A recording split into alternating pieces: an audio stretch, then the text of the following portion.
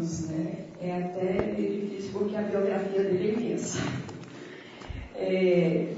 Eu quero só fazer um agradecimento a ele e fazer um retorno aí no tempo. Quando ele me recebeu ainda como... Eu ainda nem tinha começado o doutoramento. Ele me recebeu em Santiago de Compostela. Eu já era professora dessa universidade, mas ainda já tinha terminado o meu mestrado, mas estava organizando, né, já para fazer o doutoramento. E eu concorri a uma bolsa pelo Intercampus, né, o antigo Intercampus, e o professor me recebeu lá durante 2 meses. Na realidade, por conta do meu filho menor de idade, ele tinha 1 ano e 3 meses, eu acabei ficando 1 mês e 10 dias. E ele compreendeu muito bem a situação, né? Foi um grande amigo, companheiro, nesse tempo que eu fiquei em Santiago de Compostela, né? Lugar que eu não esqueço nunca mais. E foi também, né, por intermédio dele, a minha primeira ida à Europa, né? Por intermédio do Intercampus. Então, eu tenho muito a agradecer a ele, né, porque ele, de certa forma, foi um grande contribuidor da minha formação, né, no momento no momento em que eu fui fazer o meu projeto para o doutoramento. Essas coisas a gente não deve esquecer, né, e ele me deu total e integral apoio, e o seu orientando, né, o Israel São Martin, né. Gostaria de público que o senhor mandasse meus agradecimentos a ele, né. E a tentativa de trazer o professor Carlos Barros aqui já é de longa data, né? Então, é uma dívida que nós estamos pagando aqui agora nesse momento. Nós contávamos que ele tivesse um voo tranquilo, que viesse chegasse ontem às 11h30, tivesse uma tarde tranquila, mas infelizmente ele chegou 22h35. Né? Mesmo assim está aqui conosco, né, e com bastante disposição. Então, eu quero muito agradecer a sua vinda, professor, tá? E deixar aqui o meu profundo reconhecimento pela sua disponibilidade, por estar aqui conosco, né, por ter aceitado o nosso convite. Bom, o professor Carlos Barros Guimarães, ele é professor titular de História Medieval da Universidade de Santiago de Compostela, pesquisador do Conselho Superior de Investigações Científicas e faz parte da Rede Internacional de História a Debate, desde 1993. Atua nas áreas de História Medieval, História Moderna, Historiografia, História da Galícia, História das Mentalidades do século XIX, é coordenador do Grupo de Investigações Historiográficas da Universidade de Santiago de Compostela, diretor do curso de pós-graduação História, Teoria e Método das Humanidades e Ciências Sociais, coordenador fundador da Academia Internacional História a Debate, de 93 a 2014, doutor vinculado do Conselho Superior de Investigações Científicas, presidente do Prêmio de História Medieval de Galícia e Portugal. Bom, o professor tem incontáveis obras, né? Vamos ver se eu vou citar só algumas aqui, mas a biografia dele é extensa, né? Vocês tem um site, eu pedi para o Augusto disponibilizar o site dele, que se for possível, né? Que daí quem interessar, né, principalmente, né, em dialogar com o hdebate.com, que é muito interessante. Ele é autor de Dem de Galícia, Marx, homenagem a Marx, no primeiro centenário da sua morte, a Corunha, edições de Castro, 1985, Mentalidade e Revolta, em La Galícia e Mandinha, Favoráveis e Contrários, da Universidade de Santiago de Compostela, Mentalidade Justiceira dos Irmandinhos, do século XV, Historiografia ao fim do século, e outras obras várias, né? Então, vou pedir ao Augusto que coloque, por favor, depois o nome do site, para que depois vocês possam consultar via internet. Mas sem mais delongas, que nosso horário já está passado, né? Vou passar aqui para o professor. Muito obrigada.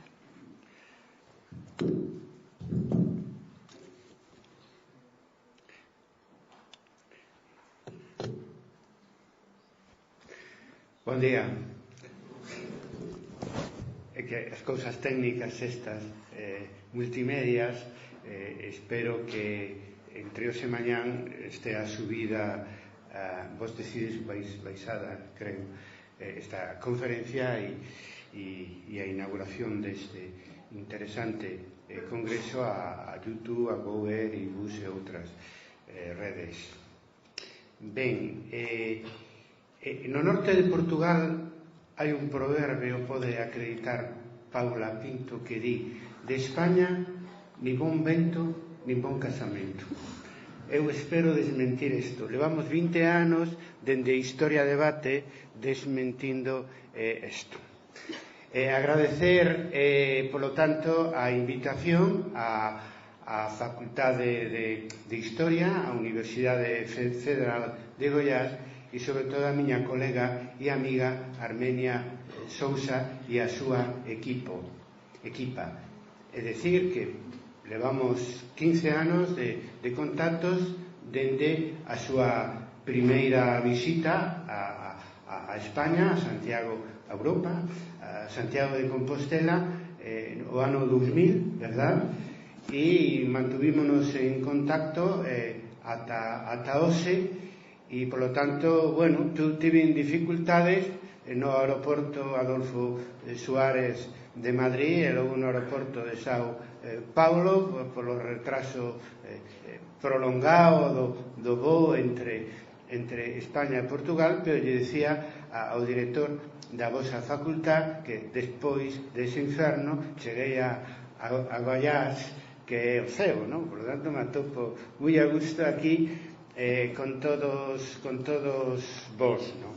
Esta relación que espero que continúe entre a Universidade de Santiago de Compostela e a Universidade Federal de Goiás é protagonizada por medievalistas, como vede, o que acredita a nosa experiencia en Historia Debate de hai máis de 20 anos sobre o papel na renovación historiográfica internacional do medievalismo, neste caso luso español, etc., que ten xa unha longa tradición se pensamos en Rodney Hilton, en Marc Bloch, en meu amigo Jacques Le Goff e outros, tanto polo lado da Escola de Anales como polo lado da historiografía marxista. Por lo tanto, temos moito que facer e levamos abondo feito, non? Ben, entre vos en materia, falemos primeiro dos conceptos e do contexto do tema que me trae hoxe aquí. O título desta conferencia é a identidade galega galego-portuguesa na Idade Media, tema que é medieval, pero dunha enorme actualidade hoxe en día por causa da globalización.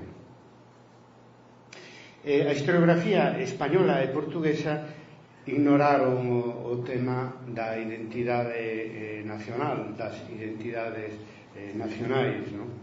Tanto na historiografía tradicional como incluso entre os novos historiadores do século XX, salvo o que ten que ver cos intereses dos dous grandes estados-nacións, o Estado portugués e o Estado español, que surdiron do tránsito entre a Idade Media e a Idade Moderna. Entón, sí, claro, hai moito interés, tanto en España como en Portugal, por todo o que ten que ver coa identidade portuguesa posterior ao século XII e coa identidade de Castela, castelá, que ten que ver, segundo a historiografía tradicional, moito coa orixe do Estado español entre o século XV e o século XVI. Esta historiografía dos Estados-nacións contemporáneos, incluso no nosos casos moi anteriores á época contemporánea, se basean principalmente para o seu discurso historiográfico nas crónicas medievais, o que Ranke chamaba a historia das grandes figuras, sobre todo a historia dos reis, esquecendo, como pasa tantas veces coa historiografía positivista, o papel da propia sociedade ao longo da historia e concretamente o papel da sociedade para entender a orixe das nacionalidades actuales que está, como todos sabemos, ou deberíamos saber, na época medieval. Decía que análise e marxismo non aplicaron aos seus criterios de renovación da historiografía mundial, poñendo o acento na historia social e económica, non o aplicaron a isto que nos trae hoxe aquí, é dicir, o estudio das identidades nacionales. Asumiron unha práctica que o fenómeno nacional é un fenómeno político, é dicir, que un fenómeno histórico da competencia do positivismo. E iso creo que explica que hoxe en día facer unha historia das identidades colectivas que chamamos nacionalidades e nacións seña un tema novo de investigación, polo menos desde un punto de vista de unha historiografía que procure buscar unha explicación global á historia, non así, claro, desde o punto de vista da historiografía tradicional centrada na política e nas institucións. Por lo tanto, estamos na segunda década do século XXI falando dun tema que prácticamente non foi tratado, polo menos desde o punto de vista de como pensaban había que escribir a historia os protagonistas do que se chama a revolución historiográfica do século XX. Claro, e se temos que investigar as identidades nacionais que sobreviviron ao paso dos séculos, presentes aínda en algúns casos con enorme forza na historia do século XXI, non queda máis remedio que retroceder á época medieval. Non o digo só polos que somos medievalistas, sino para calquera historiador da época moderna ou contemporánea que seña mínimamente rigurosos. E a obriga de tratar eses temas, naturalmente, en primeiro lugar, é dos medievalistas, sobre todo dos medievalistas, como nos pasa aos que estamos na rede Historia de Debate, que temos interés pola historiografía e pola relación da historia cos tempos presentes. A Idade Media foi, todo o mundo debería saberlo, todo o mundo sabe, pero non se recoñece por parte de algúns, por intereses que teñen que ver co presente. A Idade Media é onde se originaron as nacións e nacionalidades actualmente vivas no século XXI, a orixe remota das nacións máis poderosas hoxe en día, inda que moitas veces pois esa herdanza, digamos, identitaria chegara a países de América e a países de Oriente ou a países de África por intermedio do fenómeno da colonización iniciada no século XVI e, polo tanto, que serviu de filtro en general nefasto para a transmisión desas identidades medievais ao mundo moderno e mundo contemporáneo. Ademais, estudiar a orixe das nacionalidades e nacións de hoxe en día na época medieval ten un atractivo suplementario, e é que na época medieval o estado feudal era feble, cativo, fraco e permitía desenvolverse históricamente con moita máis forzas o que hoxe se chama a sociedade civil. Entón, estudiando neste caso as nacionalidades medievais, pois nos atopamos algo que xa adianto, pois é a aportación metodolóxica máis importante da que vou falar hoxe aquí, que é o papel da sociedade e das clases populares na constitución das nacionalidades medievais, que a súa vez son o berce dos estados-nacións do século XIX, que tratan hoxe en día de sobrevivir a tormenta da globalización. Por lo tanto, eu vou falar concretamente, non é pouco, da identidade compartida entre galegos e portugueses na Edade Media, que chega aquí a través da colonización portuguesa, aquí a Brasil. As historiografías oficiais, polo rural, negan o interés, incluso a existencia desta identidade compartida galego-portuguesa de factura medieval. Eso é moi claro en España, porque subsiste unha tensión grande entre o centro e a periferia, entre a nacionalidade originada en Castela, semórica finalmente no momento da constitución do Estado español, e os nacionalismos que se di periféricos, sobre todo vasco, catalán e galego. Entón, quitando a historia que facemos pois en Cataluña, en País Vasco, en Galicia, en algunha rexión tamén moi caracterizada polo seu componente nacionalitario de orixe medieval, como pode ser o País Valenciano, incluso Andalucía, pois quitando esas comunidades autónomas periféricas, a historiografía oficial en España nega este tema.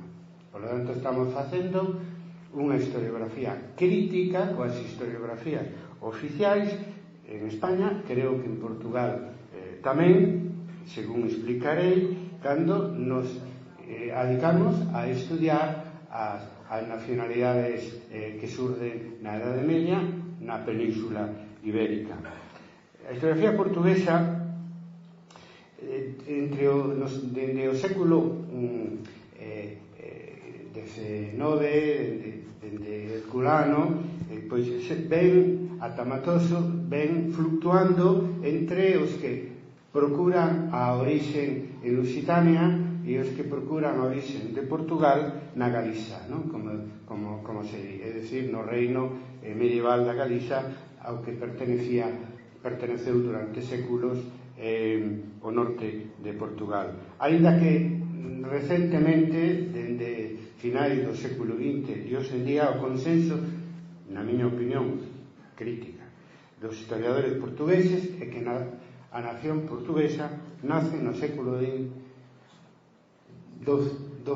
con Afonso Henrique, é dicir, que pesa aí tanto en Portugal como en España, pois o que eu chamaría razón de Estado, unha razón de Estado retrospectiva, é dicir, os Estados-nación da modernidade, sobre todo no mundo contemporáneo, fan a historia das súas nacións,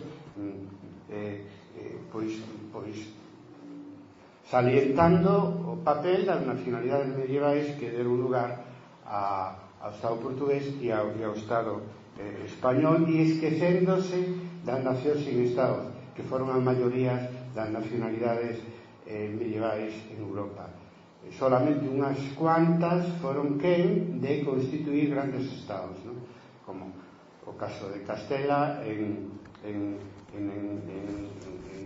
maior parte da Península Ibérica, e entonces penalizan aquelas nacións sin estados que, sin embargo, non só perviven, sino que atopan unha nova vida coa globalización que pon e poñerá en crisis aos estados-nación que se fortaleceron ou se crearon no século XIX.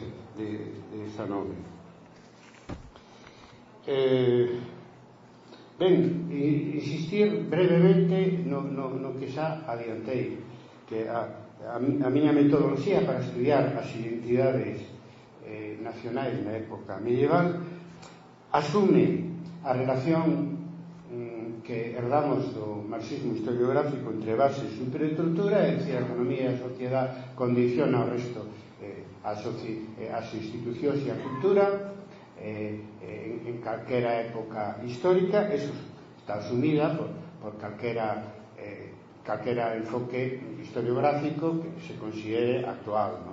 Eso está claro. Pero hai que engadir no século XX que as determinacións entre a base e a superestrutura é un fenómeno complexo. Moito máis cando tratamos un tema como o de a identidade nacional, que tamén é un fenómeno complexo, objetivo e subjetivo ao mesmo tempo. Por lo tanto, a relación que nos interesa entre a base e a superestrutura é, dende logo, bidireccional. É dicir, a economía e a sociedade influyen na política e na cultura e viceversa, e sempre complexa. Concretamente, creo que na maioría dos casos as nacionalidades medievais nacen máis como consecuencia do factor sociocultural que do factor político institucional, co cual se perturba a relación entre base e superestrutura, porque se poñen de acordo a sociedade e a cultura, que é unha mestura entre a base e a superestrutura, contra outro aspecto determinado da superestructura importante, como é todo o que ten que ver co político institucional. Ben, aplicaremos este criterio da importancia do factor social, lingüístico, cultural na formación das nacionalidades medievais. Aplicarémoslo á Península Ibérica nesta exposición. Decir tamén, como consecuencia do que veño de aseverar, do que veño de afirmar, que o feudalismo ten moito que ver como forma social e económica, ten moito que ver co nacemento das nacionalidades medievais en toda Europa. Na propia Península Ibérica, en Europa hai varios tipos de feudalismo, según Perry Anderson, tres, un no norte, outro no centro, Francia, e logo no sur Mediterráneo, o terceiro tipo. Non vamos a entrar neso, pero sí decir que na Península Ibérica o momento da formación do feudalismo na plena Edade Media é diverso, é dicir, hai o que, por exemplo, García de Cortázar chamaba os feudalismos regionais, e esos feudalismos regionais na Península Ibérica teñen moito que ver coa formación das nacionalidades medievais na propia Península Ibérica. De maneira que surden tres nacionalidades bellas, porque realmente a súa formación se inicia despois da caída do Imperio Romano, as máis antigas en toda Europa, e que serían, no caso da Península Ibérica, tres: Galicia, País Vasco e Cataluña. Perdón, sería Galicia, País Vasco, sí, e Cataluña, de factura sociolingüística. E logo veremos que hai outras que non é nin Galicia, nin País Vasco e Cataluña, que moi tempranamente se organizaron como estados feudais. Pero me vou a referir primeiro ás propiamente medievais, é dicir, que nacen como un fenómeno social identitario, mantendo unha relación diversa coas superestruturas políticas que surden da Edade Media. De feito, a nacionalidade galega, habría que en rigor chamarlle galego-portuguesa, está relacionado con dous estados, que é o estado feudal por adicción de Castela e o estado feudal de Portugal, pero non é un fenómeno específico que nos afecte solamente aos galego-portugueses. Tamén o País Vasco, que a diferencia de Galicia e de Cataluña se corresponde cunha identidade sociolingüística anterior á época medieval, incluso anterior a Roma, como xa sabemos. Pois o País Vasco, como nacionalidade medieval, pois está partido entre tres estados: Navarra, Castela e Francia. E a nacionalidade catalana medieval está partida entre o estado aragonés, que surde entre Navarra e Cataluña e tamén o Estado francés, o sea, ten presencia en Francia, no caso catalán na parte oriental, mediterránea, e no caso do País Vasco, pois na parte pirenaica, o que hoxe en día ainda se chama o Estado o País Vasco francés. Quero decir con isto de que estamos falando de dos fenómenos moi interrelacionados, o sociolingüístico, que é o máis profundo, e logo, dun xeito máis particular, pois os diferentes estados que se están formando na Península Ibérica. Claro, as nacionalidades sociolingüísticas son as de máis longa duración porque aparecen históricamente nun movimento de envaixo a enriba de raíz popular, como son todos os fenómenos de transformación do latín vulgar en lingua romance de toda Europa, e como son todos os grandes fenómenos de historia, empezando polo cristianismo, de envaixo a enriba, con fenómenos de orixe social e de orixe popular evidente.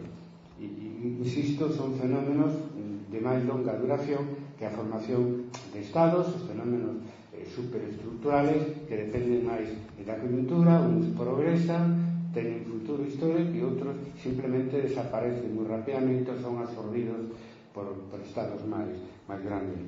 Esta nacionalidade sociolingüística xenera unha peculiar conciencia de sí, baseada na lingua e na cultura. É dicir, se falas a mesma lingua, objetivamente e subjetivamente tes unha conciencia de formar parte dunha comunidade diferente, veciña normalmente, que fala unha lingua distinta.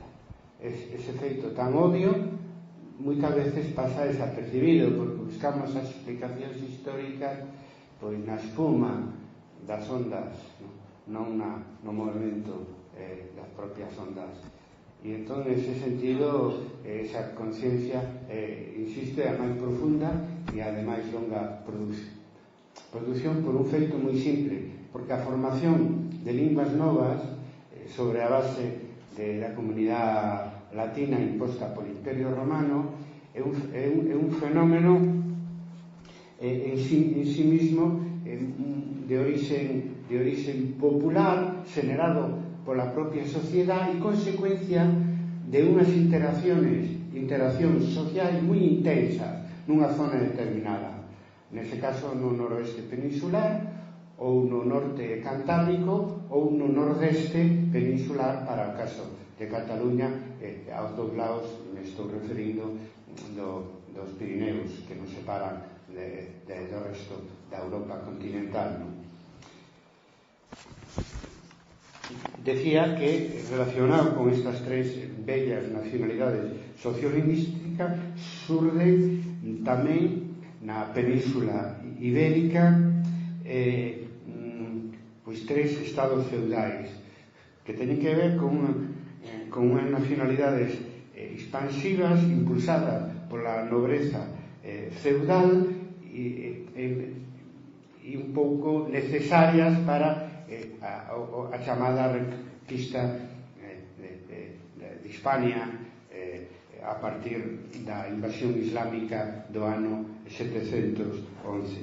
Son nacionalidades de tipo máis político e institucional que social cultural e que surden de enriba e en baixo como consecuencia pois das decisións de tipo político-militar que foi tomando a nobreza medieval. Me refiro a Castela, a Portugal e a Aragón. O que pasa que Aragón moi enfraquecido, o condado de Aragón, logo o reino de Aragón, entre o reino de Navarra e o condado de Barcelona, acaba sendo, como sabemos todos, absorbido pouco a pouco ata a decisión final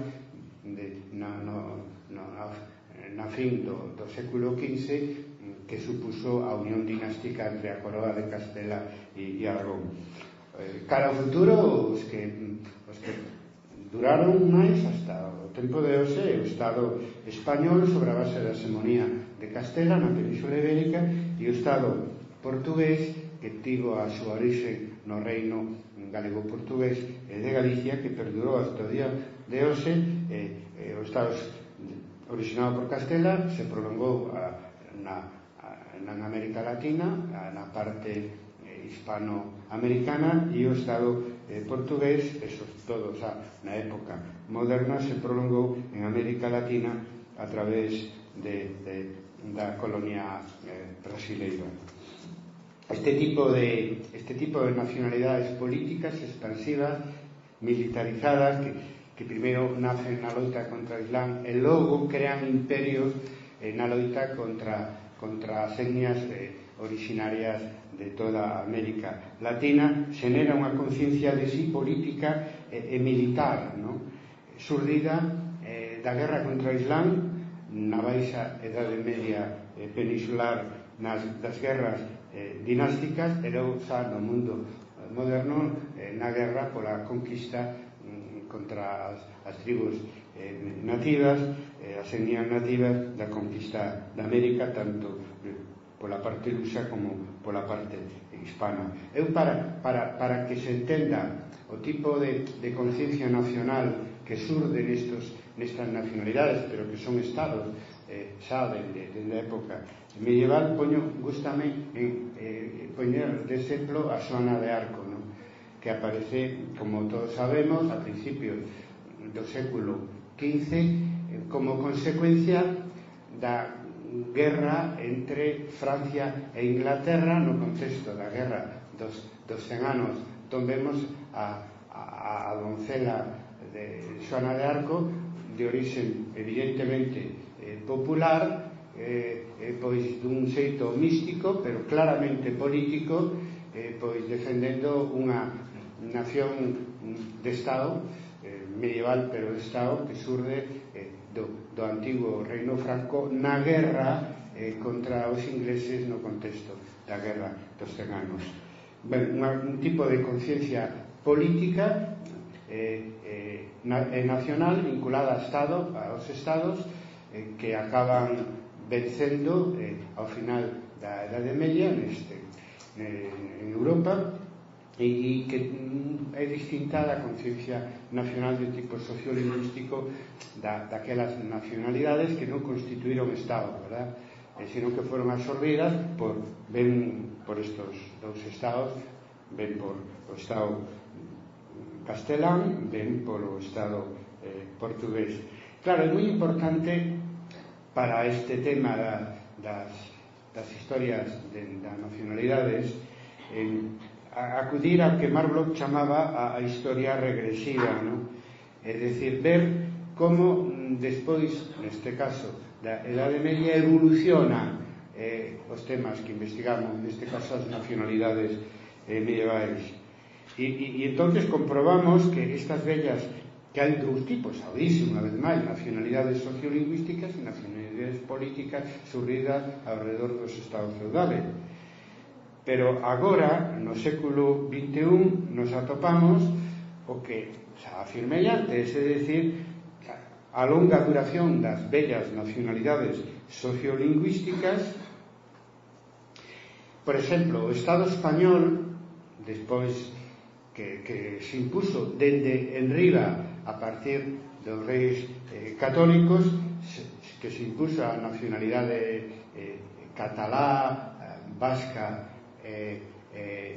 galega e galego-portuguesa de orixe medieval, pois despois de 500 anos non foi capaz de crear un espacio homoxéneo. Temos unha lingua común no Estado español, no Estado democrático español, pero hubo que crear comunidades autónomas moi fortes, sobre todo nas nacionalidades de orixe medieval, e hoxe en día temos que facer unha segunda transición de 40 anos despois, porque unha parte moi importante da sociedade catalá pois quere a independencia de España.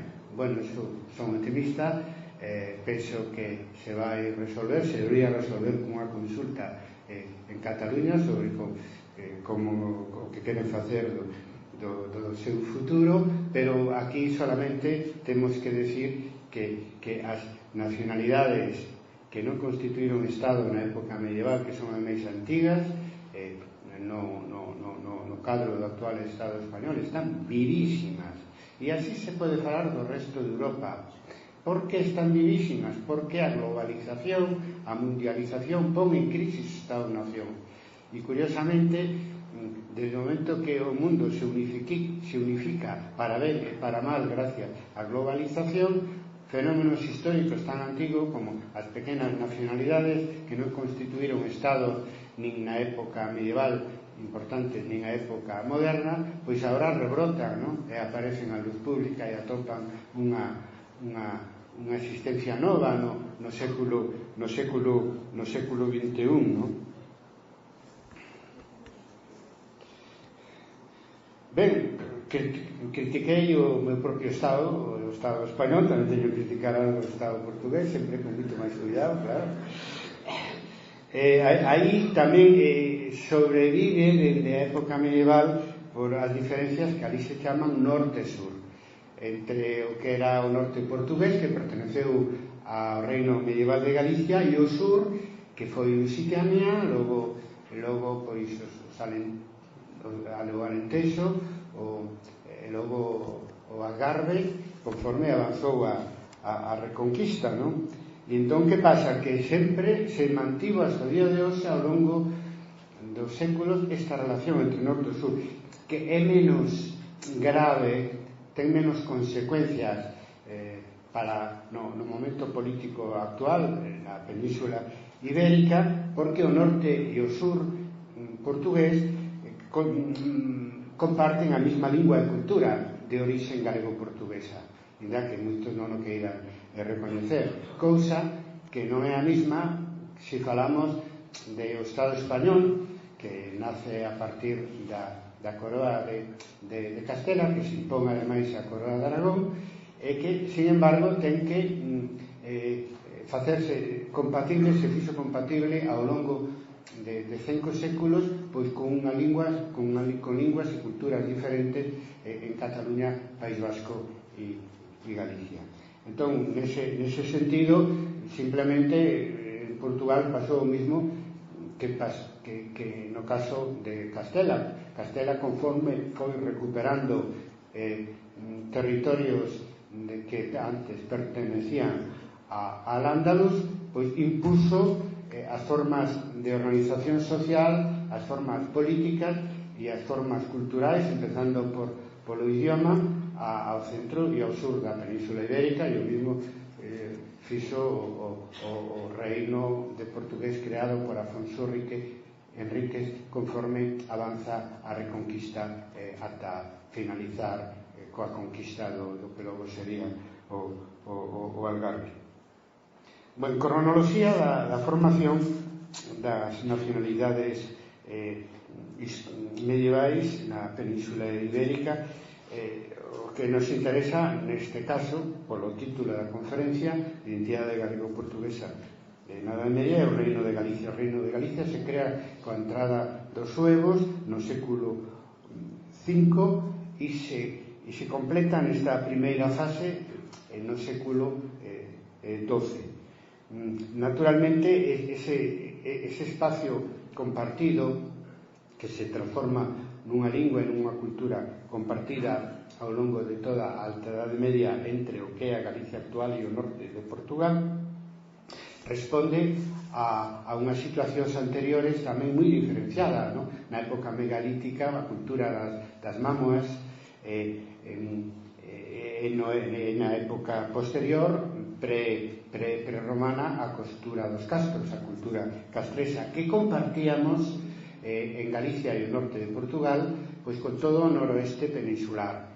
O que pasa que ao final a formación da nacionalidade galego-portuguesa pois se reduzo ao espacio entre o mar Cantábrico e o río Douro, con algunhas zonas occidentais do que sería o reino de Asturias e o reino de León. O que máis nos interesa é nese espacio compartido desde todos os puntos de vista socioeconómico, cultural e político entre Galicia e o norte de Portugal, son o que Benito Viceto, un dos primeiros historiadores de Galicia, chamaba os dous conventos. Eso é unha terminoloxía romana, que é o convento da Galicia lucense e da Galicia bracarense, no primeiro caso capital Lugo, a Galicia actual, e no segundo caso pois o norte de Portugal coa capital en Braga, e porque Braga ademais eu nunca entendín como a historiografía portuguesa non presume do reino alto medieval de Galicia, porque a capital está en Portugal, no que logo foi Portugal, estuvo en Braga, non estuvo en Lugo, que foi a capital do reino medieval de Galicia, hasta que foi sustituída despois do descubrimento do sepulcro do apóstolo Santiago no século IX por Santiago de Compostela. Bueno, este espacio que no noroeste peninsular, que vimos compartindo dende a prehistoria, deu lugar a un primeiro organismo político que é a provincia romana de Galaecia, e logo no ano 411, coa conquista dos suevos, no primeiro reino xermánico que se crea en Europa despois da caída do imperio, que é o reino suevo de Galicia, que, xa digo, incluía Galicia, o norte de Portugal, e tamén un terceiro convento, o asturiciense, que incluía Asturias e a parte e León, para entendernos. Insisto que non entendo como a historiografía portuguesa non reivindica máis ese reino alto medieval de Galicia, que ademais tiña o centro político no norte de Portugal. Claro, non vos digo nada, é dicir, esos mapas que hai do reino suevo de Galicia, que é o antecedente, a primeira formulación, digamos, política do reino alto medieval de Galicia, e polo tanto da nacionalidade galego-portuguesa desde o punto de vista político, pois cando aparece hoxe no debate político actual, sobre todo nas redes, etcétera, pois a dereita española di que eso é, digamos, o mapa dos independentistas galegos, non? Bueno, é unha verdade histórica, non lle gusta, porque tamén o fan os vascos cando reivindican un País Vasco incluindo o País Vasco francés, e tamén o fan os cataláns cando reivindican os países catalanes incluindo parte da Francia mediterránea e tamén as illas Baleares, non? Entón, esas son as cousas da historia que perviven hoxe en día, que molestan a proxectos políticos extraordinariamente centralistas e unificadores, que se defenden a sí mismos negando que houbera unha historia tan diversa como a que estamos obrigados a defender os historiadores. Bueno, o máis importante na Alta Edade Media, para poder falar de unha entidade galego-portuguesa que nace nos primeiros séculos da época medieval, é a transformación do latín primeiro no latín vulgar, no latín clásico no latín vulgar, e logo do latín vulgar no romance galego-portugués, como digo os nosos filólogos, non? De maneira que eso é a casa matriz da que salen tres dialectos do galego-portugués que chegaron ao noso día, que é o portugués, que é o galego e que é o brasileiro. Entón nos pedimos respeto a tres dialectos que nacen dunha lingua medieval común, que é o galego-portugués, e que podemos entendernos entre nós, entre portugueses, galegos e brasileiros, respetando, en fin, diferentes fonéticas e diferentes formas léxicas. A mí me dá moito gusto. A terceira vez que estou no Brasil, a pesar de ser galego, pois, sempre me invitaron máis, eu que sei, para México, para Argentina, para Colombia, pero onde veño máis a gusto é aquí. Por qué? Porque podo falar, igual que en Portugal podo falar con un portugués sin maiores problemas, sobre todo se é portugués do norte, pero tamén aquí podo falar con calquer brasileiro, e sempre me den o mesmo cada vez que viaxo aquí na rúa. Estaban tardando en decirmo aquí, e mo dixeron no aeroporto de Sao Paulo. É o seguinte, que ben fala usted o portugués, me diga aí. Cousa que é difícil que cho diga un portugués, Ao mellor un portugués do norte, moi cerca da Raya e do Miño, xo poden decir, pero conforme vas cara a Lisboa e cara ao Algarve é difícil que xo diga. Entón atopo casi máis a gusto falando galego aquí casi en Brasil que no propio Portugal, que son moi puristas coa súa lingua, non? E, sin embargo, probablemente, pois, o co brasileiro pase co que pasa co galego, é que compartimos formas léxicas e incluso, polo menos no caso do galego, fonética co castelán, por eso da interacción continua con eles. A formación do galego como unha lingua falada do galego portugués dáse entre os séculos 9 e 11 dunha maneira clara, e aí pasa o que se dixe, que a interacción continua nun mismo espacio, nun marco xeográfico e social determinado, crea unha lingua diferente, unha sociedade diferenciada que inclúe, xa dixe, a Galicia actual, o norte de Portugal, a parte máis occidental de Asturias e unha zona veciña da Galicia actual, o Bierzo. Decirvos que hoxe día aínda fala galego nalgúnas poboacións da parte occidental de Asturias e sobre todo no Bierzo, que desde o punto de vista institucional pertenece á comunidade autónoma de Castela e León. Decirvos que este reino de Galicia que nace primeiro da Galaecia como provincia romana, logo o reino suevo de Galicia, os portugueses cando falan deso falan solamente do noroeste, cando teñen que falar na historiografía portuguesa das invasións germánicas falan reino suevo ou reino visigodo despois, nada máis. Non falan do reino suevo de Galicia, porque era o nome ademais oficial que tiñan, e na documentación aparece indiferentemente, aparece reino suevorum ou aparece simplemente co nome de Galaecia na súa evolución debido a imposición da lingua romance galego-portuguesa, que vai desde Galiza, Galice, hasta chegar a Galiza, Galicia, sempre na transformación do nome latino, na evolución do nome latino Galicia ao longo da alta Edade Media. Bueno, entón, antes da creación da escisión de Portugal, pertenecimos primeiro ao Reino de Asturias e logo ao Reino de León, e finalmente xa no século XIII ao Reino de Castela. Sempre fomos un reino sin rei, como me gusta decir a mí, o reino alto medieval de Galicia, que incluía a actual Galicia e o norte de Portugal.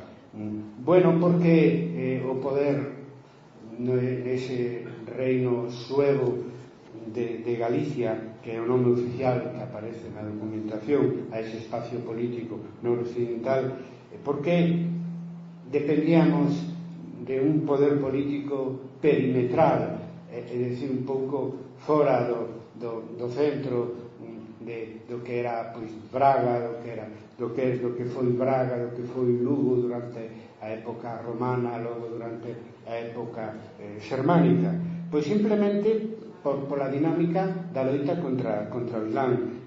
Nas zonas fronteirizas se crearon os núcleos de resistencia contra a invasión islámica, e neste caso en Asturias e logo en León, dende o século VIII en adiante. Os que tiñan a iniciativa popular, os sectores da nobleza que tiñan a iniciativa popular, crearon uns estados cativos e que tiñan ao seu redor pois o espacio que lle correspondía, neste caso o espacio galego portugués, que non tiña máis remedio que apoiar ese poder político, porque as clases dirixentes necesitaban ese ariete na loita contra o Islam.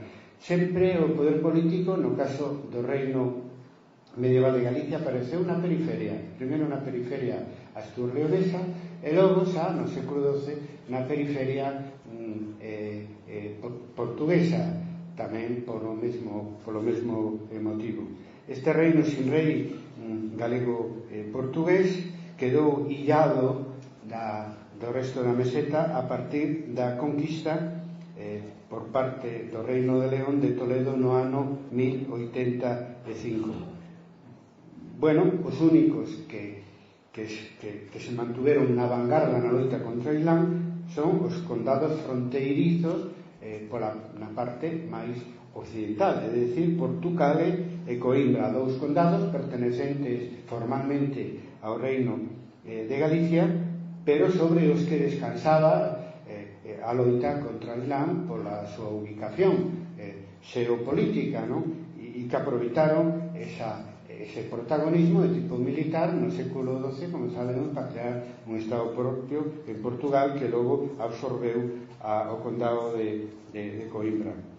Bueno, decir que o Camiño de Santiago, a partir do século IX, favoreceu que a Igrexa fora hexemónica na parte da Galicia lucense, mentras que na Galicia do Sur, na Galicia bracarense, antes da formación do Reino de Portugal, sempre foi hexemónica a nobreza feudal por a súa función militar que lle correspondía nuns condados fronteirizos. Digo iso porque eso supón certa diferencia nese feudalismo regional compartido entre Galicia e Norte de Portugal, a hexemonía na parte lucense da Igrexa e a hexemonía da nobreza militarizada na parte do norte de Portugal.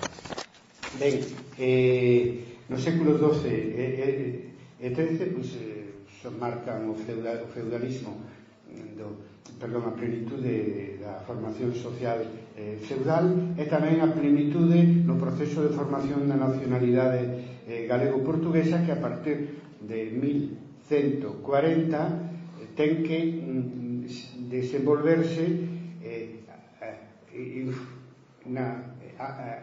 pertencendo a dous estados diferentes: o estado de León e Castela por parte da Galicia do Norte, da Galicia lucense, e o estado creado ex novo en Portugal pola nobreza ao redor do protagonismo político-militar de Afonso Enríquez. Decirvos que na plena Idade Media esta ruptura política superestructural non afectou para nada a continuidade lingüística, cultural e social que viña dos séculos anteriores. É dicir, cando se constituye o Reino de Portugal xa era general como lingua oral o galego-portugués ao norte e ao sur do río Miño, e era o mismo idioma, etc. E durante esa plena Idade Media, aínda que a Galicia lucense pertenecía á Coroa de Castela, de León e Castela, e o norte de Portugal, naturalmente, non só pertencía, sino xerara o Estado portugués, a pesar deso, a lingua dá un paso decisivo da oralidade á lingua escrita e literaria, sin que se vira afectada por las diferencias políticas na superestructura, ¿no? Ese paso a hexemonía escrita respecto do latín do galego portugués afecta a literatura, sobre todo a lírica, e afecta a lingua da administración. Bueno, é o momento de eclosión da lírica galego-portuguesa, donde aparecen mesturados pues, tanto trovadores que viñan do norte como do sur, do río Miño, como ben sabemos. Pero eso é importante, pero o máis importante é como o galego-portugués sustitúe na administración señorial ao latín, e iso é consecuencia da maduración do feudalismo. É dicir, desde o momento que o feudalismo, tal como o coñecemos, é dicir, un sistema de señores de vasalos sustitúe a todas as formas de produción alto medievais e se institue o pacto feudal. As clases dirixentes necesitan unha lingua común na que escribir os contratos agrarios e, en fin, para poder ter un réxime económico social baseado no consenso. É un mito antimedieval decir que o sistema feudal é consecuencia da violencia dos señores contra os vasalos. Bueno, houve violencia, coacción había, pero, como decía Gramsci, hai que vincular a forza co consenso. E o feudalismo nace como un modo de produción progresista respecto a un réxime anterior marcado aínda en exceso pola escravitude e pola servidume. Nace porque hai un consenso entre señores e vasalos, un pacto mutuo onde uns pagaban rentas e prestacións feudais e outros, pois, según o sistema de tres órdenes, encargaban o que eran os cabaleiros de defender a sociedade e que eran os clérigos en salvar a alma de todos para o mundo que ven despois da morte. Entón, eso necesita un idioma común. Por eso en Galicia son os mosteiros, as igrexas catedrais e sectores da nobreza o que van cambiando a documentación da administración señorial do latín ao idioma romance galego-portugués, fenómeno que se deu tamén en toda Europa, todo hai que decirlo. Por lo tanto, imaginado vos o que dicen desde o punto de vista metodolóxico ao principio, é que os dous reis, a nacionalidade galego-portuguesa dependía de dous reis. Pois os dous reis o que fan é favorecer ese salto da oralidade á escritura do galego-portugués. Bueno, no caso de Portugal está claro, non? Toda a documentación da administración da monarquía portuguesa pasa do latín ao galego-portugués, pero incluso no caso da coroa de Castela temos Alfonso X, o sabio, que non Galicia nese momento na coroa de Castela xogaba un papel secundario, que non traspasa a documentación do castelán ao galego-portugués, pero, sin embargo, fomenta a lírica galego-portuguesa. O maior exemplo son as cantigas de Santa María. É dicir, que os dous estados aos que pertenecían a nacionalidade galego-portuguesa fomentan a nacionalidade galego-portuguesa durante a plena Edade Media na súa forma máis elevada, culturalmente falando, conectada coas corrientes máis innovadoras da cultura europea, que é o mundo dos trovadores, o mundo da lírica de orixe provincial. Portanto, aceptaban esa identidade común galego-portuguesa plasmada na lingua e na cultura, que a súa vez era fundamental para homogeneizar as relacións sociais na plena Edade Media. Claro, que non vos extrañe que entre eses dous reis, entre esas dúas monarquías que representaban políticamente a nacionalidade medieval galego-portuguesa, non existe fronteira. É que non existe fronteira en general, tal como entendemos modernamente, na Europa feudal. Dicía Lucien Febvre que de tal estado, tal fronteira. Un estado débil crea unha fronteira fraca, que non podemos chamarlle incluso fronteira se o concepto de fronteira é o que temos, digamos, como consecuencia do Estado moderno, do Estado absoluto, da situación actual. Digamos que era unha fronteira que se parece máis ao que é agora, que compartimos a nosa adscripción á Unión Europea. Entonces desapareceron as aduanas como as coñecíamos, pero se cadra é tarde para moitas cousas. A pesar de todo, como xa sabedes, despois da nosa pertencia, tanto por parte de Galicia como de Portugal á Unión Europea, se incrementou a relación entre o norte de Portugal e a Galicia.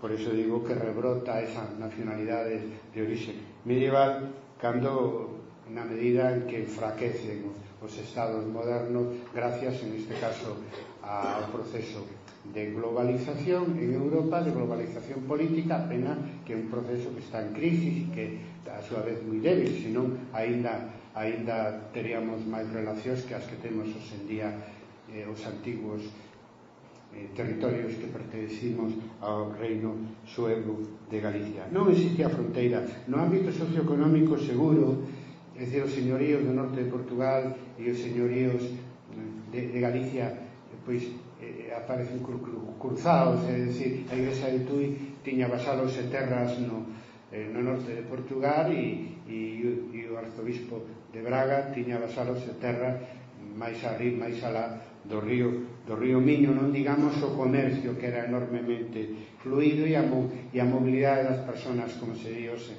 na Unión Europea, non? Que tamén funcionaba. De feito, aínda que a legalidade monárquica era diferente, hasta o final da Edade Media tiveron os reis moitas dificultades, por exemplo, para que se aplicaran as leyes de traer, que permiten traer a un delincuente, porque normalmente o que delinquía no norte de Portugal pois se refuxiaba en Galicia e viceversa. Non había maneira de aplicar a legislación de extradición realmente hasta a época moderna, non? Por lo tanto, se trata de unha sociedade sin fronteira económica, sin fronteira social. Traballou Xosé Márquez este tema moi ben. Por exemplo, as ordenacións de sacerdotes en Braga, a maioría eran galegos, non eran portugueses, e quedaba igual que estuvera arriba, que estuveramos abaixo ou en riba do Miño. E outra cousa que é moi interesante,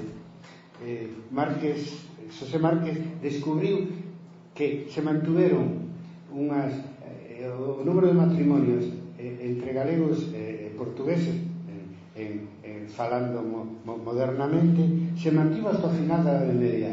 Por lo tanto, digo eu, ese proverbio de España ni bon vento ni bon casamento é moderno ou probablemente contemporáneo, con toda a seguridade, porque casaban dun lado a outro da suposta fronteira claramente. Poño exemplos de finales da Edade Media, porque ao final do século XV empezan a surgir xa mentalidades diferentes aos do lado da fronteira, pero ainda así nun contrato sobre as barcas que atravesaban o río Miño en Tui no ano 1485 se consideraban os galegos e os portugueses, falando en terminoloxía actual, como se fora a mesma nacionalidade política. Cando falaba de estranxeiros, se falaba os que non querían cruzar o río Miño e non eran nin galego nin portugueses, vale? Por lo tanto, se mantivo hasta o final da Edade Media esa nacionalidade común galego-portuguesa. Logo, nos séculos XIV e XV, mellor dito, a segunda mitad do século XIV e o que é todo o século XV, aparecen quebras na identidade común galego-portuguesa. Indirectamente ten que ver coa crise do feudalismo que convencionalmente damos como inicio a peste negra de 1348. A crise económico-social do feudalismo produce, como todos sabemos, explican os profesores, unha crise dos ingresos señoriais e un incremento da guerra entre señores, dunha guerra interna entre nobreza e igrexa que ten, desde o punto de vista do proceso identitario, algo de interés no tocante a Galicia, e logo o que é máis importante, o que se chaman as guerras dinásticas, é dicir, as guerras entre señores por ver de controlar a monarquía. Veremos que iso vai ser moi importante na transformación por parte dos estados das identidades sociolingüísticas en identidades políticas, non? E logo, como terceiro factor, consecuencia indirecta da crise do feudalismo, é o fin do mecenado que explica o auxe da lírica galego-portuguesa por parte da nobreza pequena, sobre todo gran nobreza, empeñados en guerras entre sí, xa deixan de axudar aos trovadores que dependían deles, deixan de utilizar os espazos e fortalezas para a poesía trovadoresca e se produce, como sabemos, a partir de 1350, pois a decadencia lírica galego-portuguesa.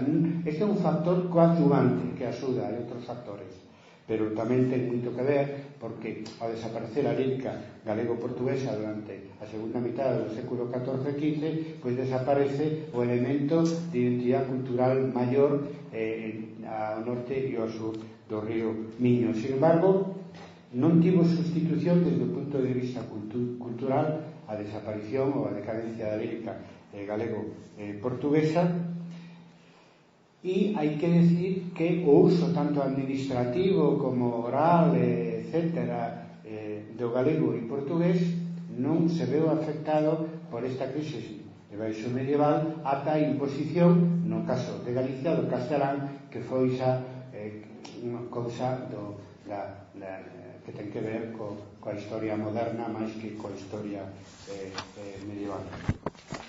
Ben, decía que co crise do feudalismo as tensións internas dentro da clase señorial son moi fortes, simplemente porque a loita polas terras e os vasalos se intensifica como consecuencia da caída demográfica e de todas as crisis e as fames e todas as crisis de precios na baixa Edade Media.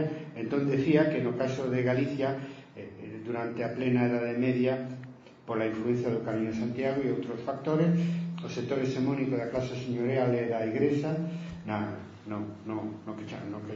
Galicia Norte, na Galicia Lucente, despois da pérdida da guerra Trastámara por parte de Galicia, despois, polo tanto, de 1369, surge unha nova nobleza extremadamente violenta que expropia a Igrexa e as clases populares e, polo tanto, aparece Galicia, igual que Portugal, hexemonizado por unha nobreza militarizada violenta.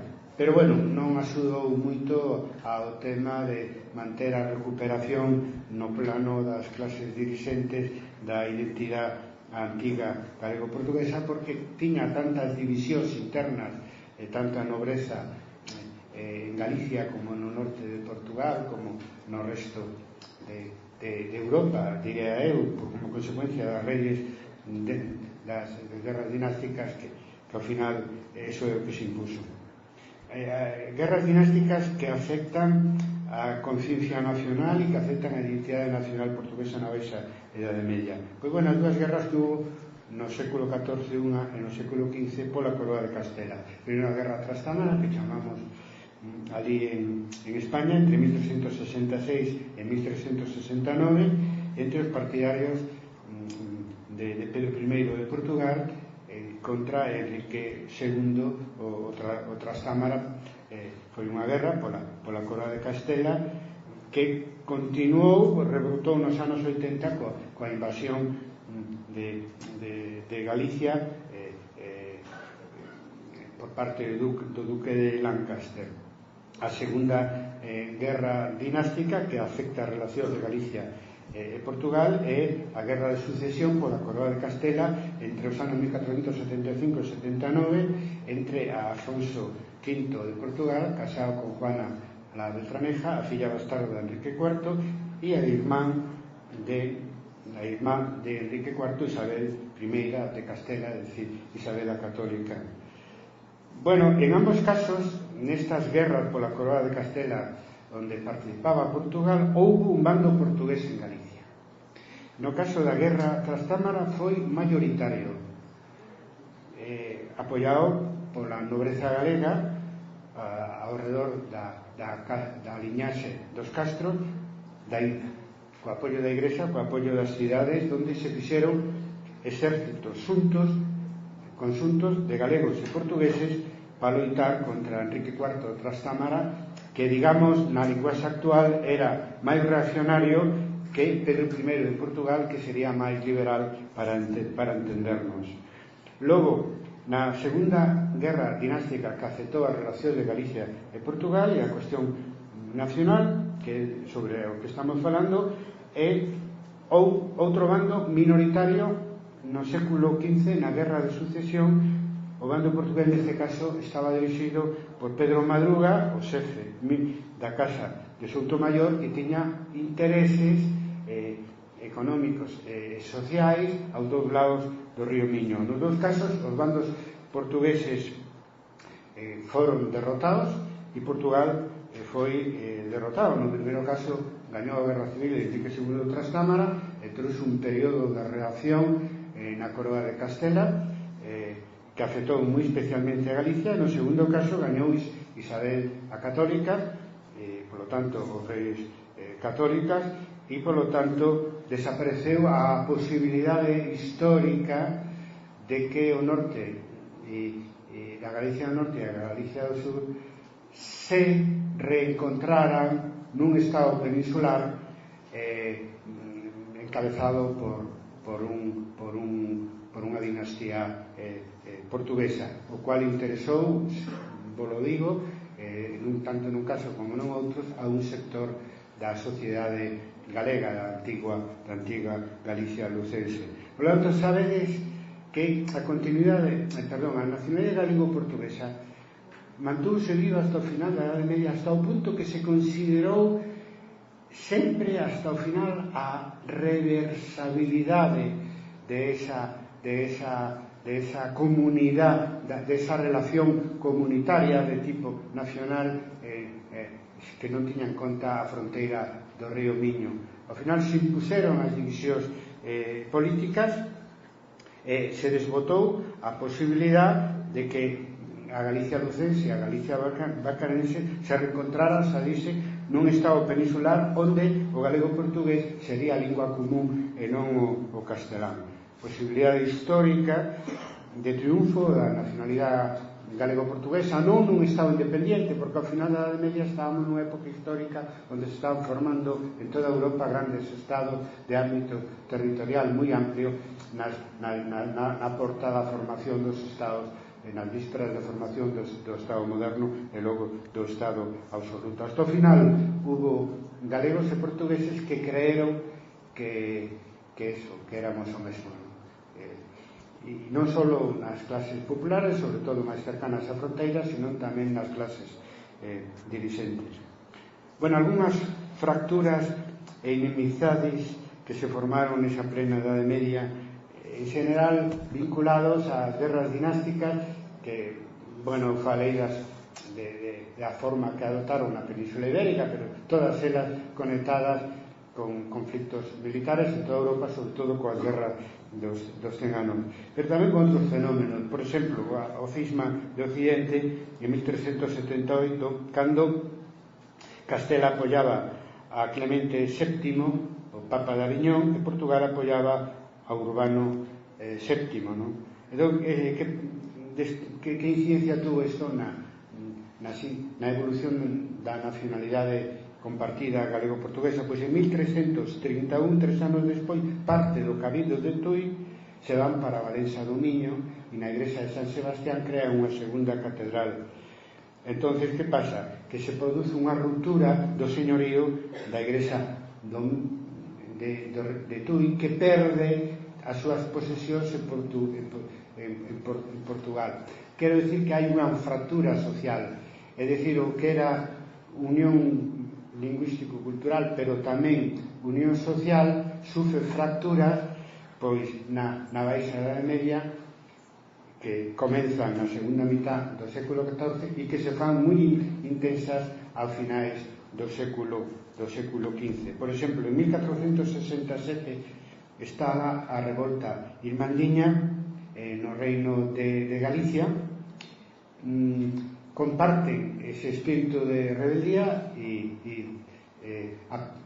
comunidades da parte occidental de Asturias e sobre todo da parte occidental de León, concretamente do Bierzo. Sin embargo, os irmandiños non se organizan ao sur do río Miño e non se derrocan fortalezas no norte de Portugal.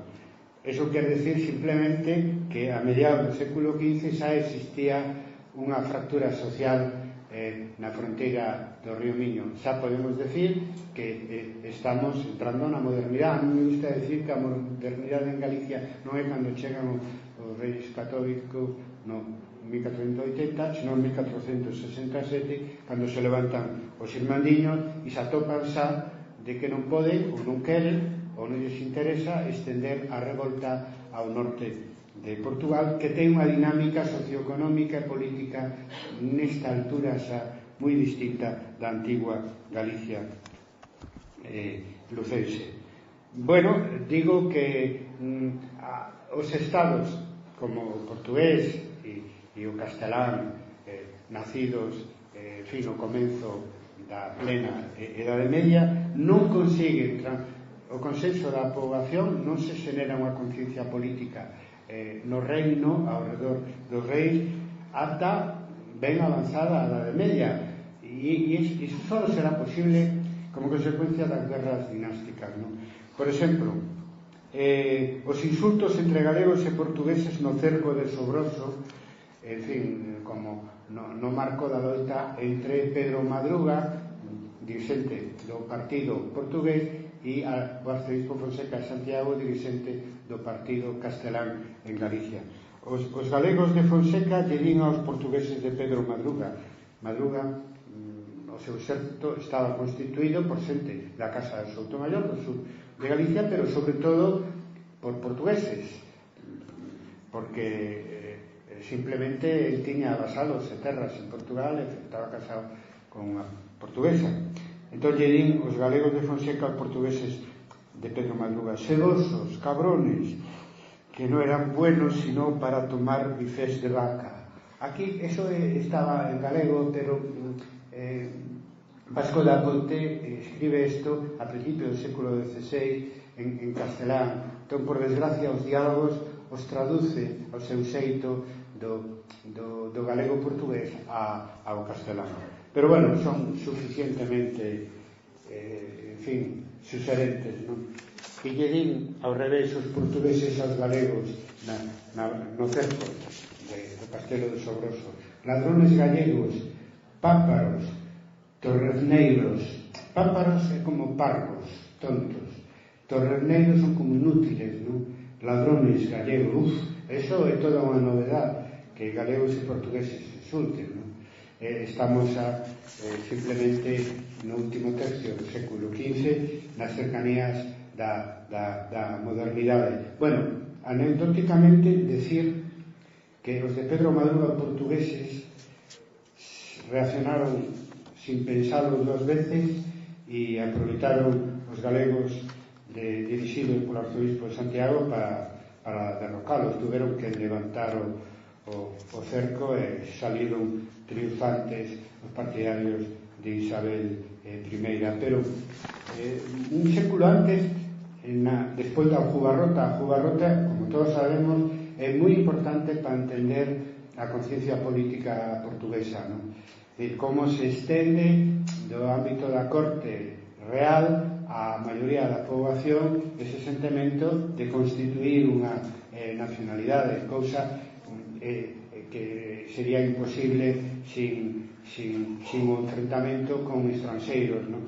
Pero claro que os estranxeiros señan os de Castela moi ben, pero que os estranxeiros señan os de Galicia pois é bastante extraordinario, porque a relación entre o norte de Portugal e Galicia é unha, e a relación entre o norte de Portugal e León e Castela é outra moi distinta. Entón lle dicían aos portugueses, os castelán, non os galegos, na batalla de Aljubarrota en 1385 chamaban chamorros. Chamorros eran porque iban a moda europea de cortar o pelo e de irse en melena e de afeitar a barba, pero o decían de unha maneira insultante. O nacemento dos insultos desde no último século da época medieval nace, anticipa o que serán as fronteiras modernas, a ruptura da mentalidade común desde o punto de vista identitario entre galegos do norte de Portugal, de portugueses do norte de Portugal e galegos ao norte, entre galegos do norte de Portugal e galegos ao norte do río Miño. É dicir que igual que pasaba coa loita entre franceses e ingleses con Xoana de Arco, pois igual as guerras dinásticas crean unha conciencia de nacións separadas, é dicir, consiguen a gran ambición dos reis medievais, é dicir, que a nación política coincidan coa nación social, coa nación civil, que xurdida ao redor da lingua e da compartida socialmente. Logo xa sabemos que xurde tanto pola parte portuguesa como pola parte española, pois os estados modernos, os imperios, o imperio español e o imperio portugués, e como en toda Europa, fronteiras pechadas, fronteiras de verdad, onde había aduanas, onde había unha línea de fortificación polo problema das guerras dinásticas, e onde obrigatoriamente tiñan que verse como estranxeiros de un lado a outro da fronteira. O último acto da nacionalidade medieval común galego-portuguesa ten lugar fora do contexto medieval, na guerra de restauración, que digo os portugueses, en 1581, e as cortes de Tomar portuguesas elixen como rei a Felipe II de España, que pasa a ser Felipe I de Portugal, e 50 anos despois, non, 60 anos despois, en 1640, está a guerra de independencia en Cataluña e a guerra de independencia en Portugal exitosa. Pero nesa guerra entre portugueses e españois, en Galicia xa non se formou un bando portugués como na guerra Trastámara e na guerra de sucesión nos séculos XIV e XV. Xa éramos xente distinta, verdad? Agora estamos explicando as nosas orixes común para ser o mesmo. Se pode decir que fomos e agora somos tres, galegos, portugueses e brasileiros. Nos multiplicamos, por lo tanto, melloramos. Viva Galicia, viva Portugal, viva Brasil.